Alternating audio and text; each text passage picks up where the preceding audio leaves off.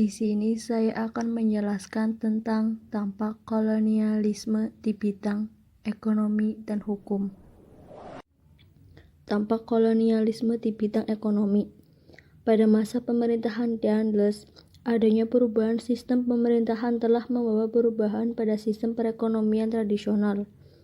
Dalam sistem modern, tanah milik raja berubah statusnya menjadi tanah milik pemerintah kolonial. Mencari uang dan mengumpulkan kekayaan menjadi tujuan utama. Untuk mendapatkan uang, pemerintah kolonial memperolehnya dari penjual hasil bumi dari para petani berupa pajak. Petani harus menjual hasil bumi dengan harga yang telah ditetapkan. Pada masa pemerintahan Daendels, dibangun jalan raya pos dari Anyar sampai Panarukan. Menurut Daendels, jalan tersebut membawa keuntungan bagi penduduk dengan semakin ramainya perdagangan. Meskipun membawa perkembangan pada daerah yang dilaluinya, pembangunan jalan tersebut menuai kritik karena dilakukan dengan kerja roti dan menelan ribuan nyawa manusia. Pada masa pemerintahan Raffles, terjadi perubahan sistem kepemilikan tanah dari tanah raja dan penguasa lokal ke pemerintah. Hal tersebut berarti pemerintah mempunyai kewenangan untuk menyewakan tanah. Adanya perubahan dari sistem kepemilikan tanah itulah yang menyebabkan pula terjadinya perubahan hubungan antara raja dan kawalannya, yaitu dari patron klien menjadi hubungan yang bersifat komersial. Adanya penyewaan tanah tersebut berarti pemerintah mendapatkan pajak tanah dan kas pemerintah terisi. Adanya sistem tersebut telah membuka kemerdekaan ekonomi yang didukung oleh kepastian hukum usaha. Perdagangan bebas mulai dilakukan. Dalam kaitannya dengan hal tersebut, bila perdagangan bebas dilakukan, kemakmuran rakyat akan tumbuh dengan sendirinya. Sejak itulah sistem kegiatan ekonomi uang di desa-desa di Jawa dan daerah lain yang telah lama mengenal sistem ekonomi swadaya berubah menjadi sistem ekonomi komersial.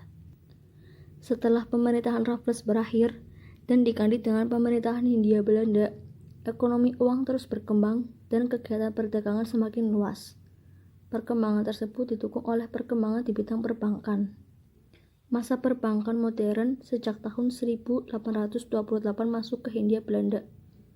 Pada tanggal 24 Januari 1828 didirikan De Javaanse Bank di Batavia.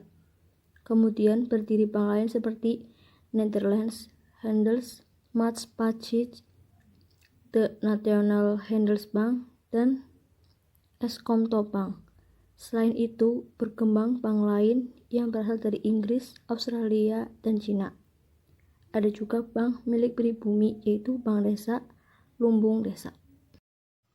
Selain berkembang perdagangan, juga muncul kota-kota baru yang ditandai dengan adanya jaringan transportasi berupa jalur-jalur kereta api dari Jakarta ke Bogor dan lainnya.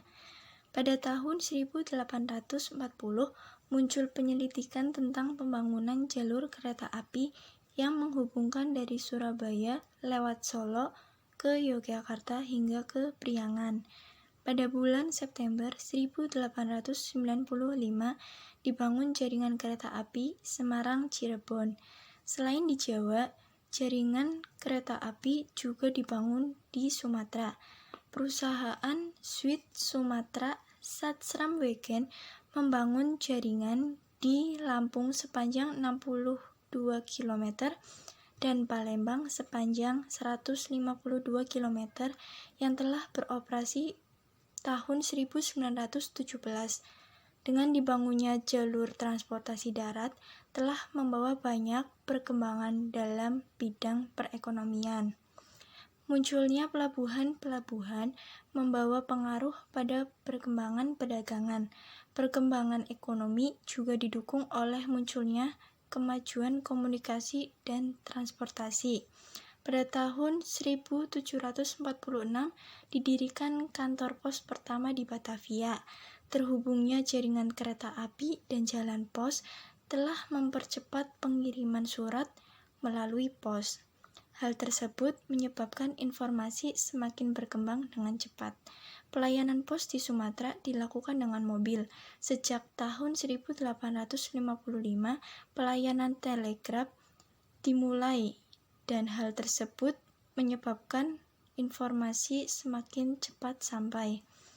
Sistem ekonomi kapitalis mulai bangkit dengan ditandai oleh masyarakat Indonesia yang mulai mengenal beberapa jenis tanaman perkebunan yang menjadi bahan ekspor di pasar dunia.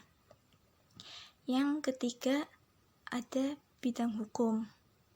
Hukum yang berlaku pada masa kerajaan-kerajaan Nusantara merupakan hukum adat yang diwariskan secara turun-temurun. Pada waktu bangsa Barat datang dan berkuasa, hukum kolonial mulai diterapkan. Contohnya, pada masa pemerintahan Daendels, dibentuk Badan Peradilan untuk orang Eropa, Timur Asing, dan pribumi, dengan ketentuan hukum yang berbeda. Hingga saat ini, hukum kolonial sangat memengaruhi hukum di Indonesia, seperti penggunaan istilah-istilah hukum berbahasa Belanda masih dapat ditemukan dalam hukum Indonesia. Misalnya onsleg untuk istilah lepas dari segala tuntutan hukum. Sekian dan terima kasih. Wassalamualaikum warahmatullahi wabarakatuh.